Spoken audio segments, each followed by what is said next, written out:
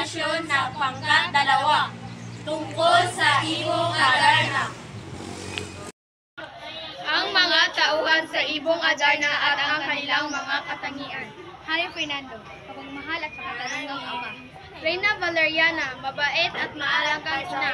Don Pedro, nagpataas at pagkakalimbo. Don Diego, mahinang loob at madaling maimbestigahan. Don Juan, mahihin at mabait na anak. At ang Ibong Adarna na makapangyarihan at mahiwagang ibon. Ito ang Bundok Tabor.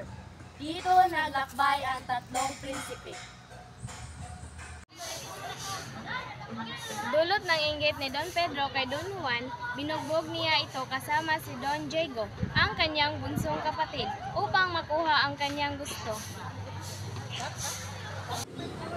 Ang moral na mapupulot sa Ibong Adarna ay ang huwag mainggit sa tagumpay ng iba, mahalin ang iyong mga kapatid tulad ng pagmamahal ng iyong mga magulang.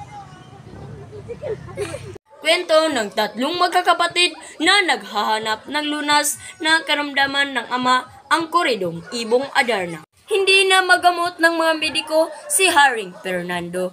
Kaya naman sinabi ng isang manggamot na ang tanging solusyon ay ang awit ng Adarna. Matatagpuan daw ito sa may wagang puno ng Piedras Platas sa Bundok Tabor.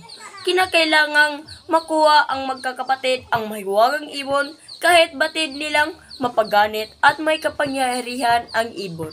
Ang unang sumubok ay si Don Diego at Don Pedro, ngunit magkatulad na bigo at naging bato ng awitan at iputan ng Adarna.